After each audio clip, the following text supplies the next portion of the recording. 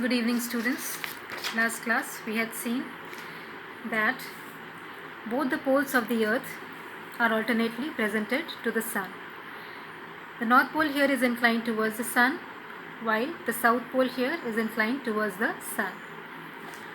So,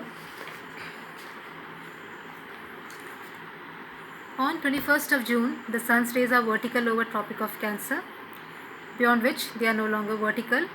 And on 22nd of December, sun's rays are vertical over Tropic of Capricorn, beyond which they are no longer vertical. So, sun seems to apparently migrate northwards or southwards. Apparently meaning which seems to be true but may not be. The sun, we all know that it's stationary, but it seems to move northwards or southwards because of the revolution and inclination of the earth. Now, after 22nd of December, the sun apparently seems to move northwards, which is also termed as Uttarayan, Uttar referring to north, until it reaches its maximum point here at Tropic of Cancer on 21st of June.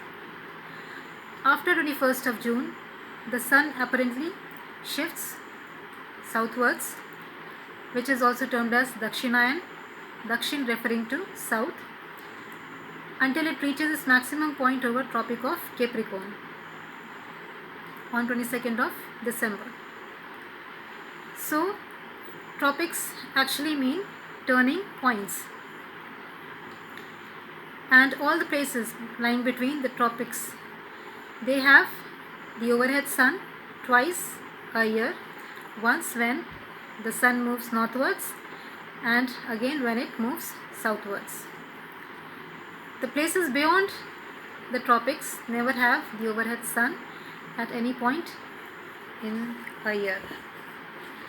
So that was the apparent migration of the sun.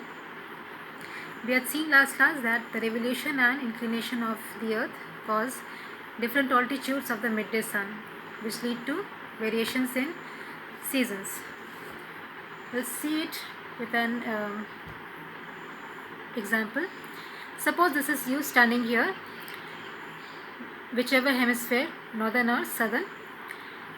If it is summer here, you have the midday sun at a greater altitude, and if you have winter season, you have the midday sun at a lower altitude in your horizon.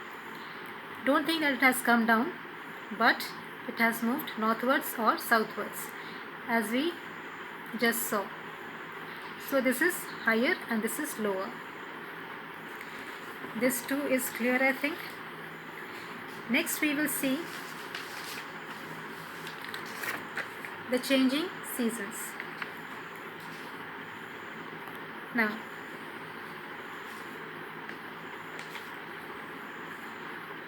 this is the different stages of the earth revolving around the sun. We will start with 22nd of December. On 22nd of December, the sun's rays are vertical over Tropic of Capricorn. So, southern hemisphere has summer season and it has longest day and shortest night on this day. Antarctic Circle has 24 hours of sunshine, you see, as it is lying completely inside the illuminated zone. Northern hemisphere has winter season, so it has shortest day and longest night on this day, and it has Arctic Circle has 24 hours of night, you see, as it is lying completely outside the illuminated zone. This day is also known as winter solstice. Solstice meaning the sun standing still or reaching the highest point. Now, the sun moves forward, the earth moves forward, and we all know that after 22nd of December, the sun apparently migrates northwards. So now the sun is shining vertically over the equator, and here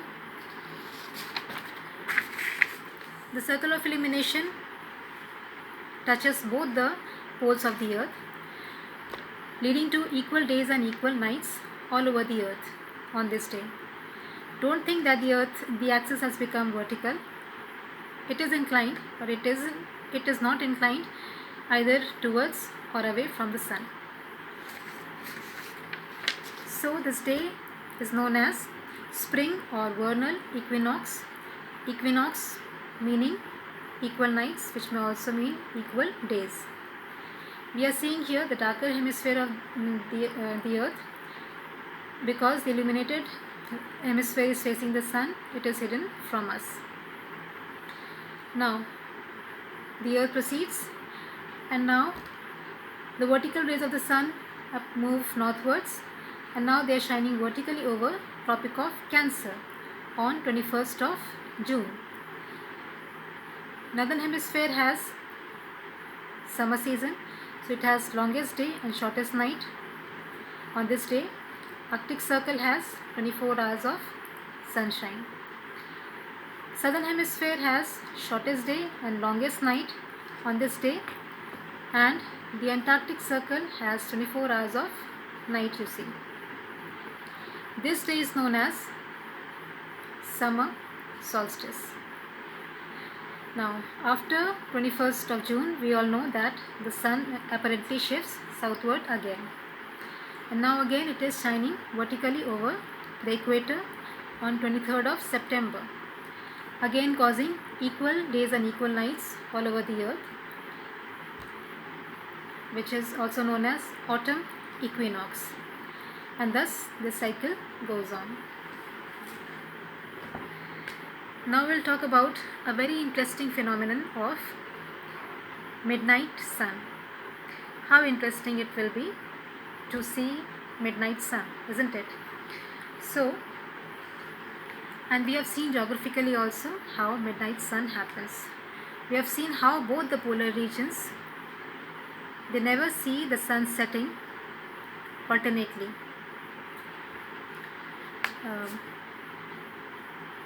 In 6 months, you see the northern and southern polar points, they never experience the sun setting in 6 months. They have a continuous daylight of 6 months and a continuous night of 6 months. Whereas the other regions, little south of the polar poles, they may experience the midnight sun for nearly 4 to 5 months.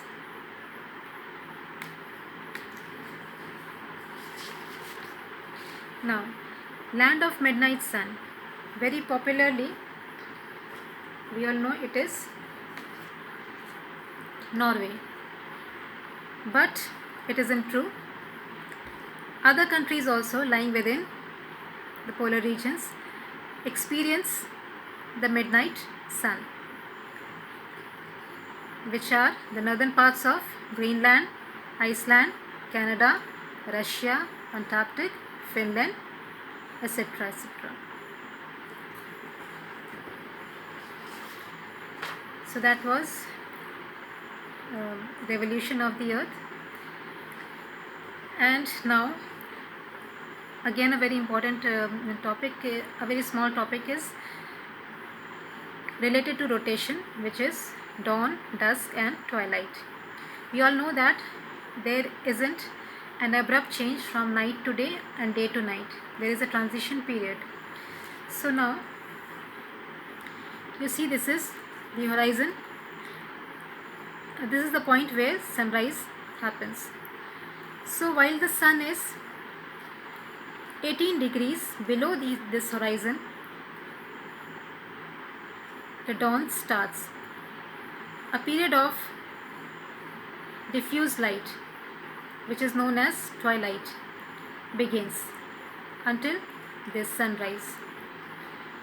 During this twilight period, the atmosphere scatters the sunlight, and it is a period of faint light. So this is dawn, just the start of twilight till the sunrise. Next we have,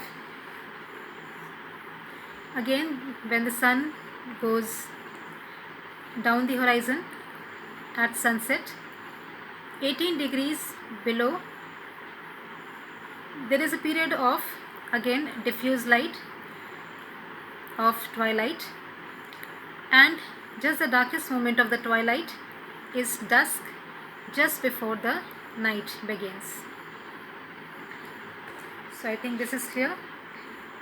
This dawn and dusk is shortest at the equator, as sun's path is vertical over equator, and it is longest at the higher latitudes, as the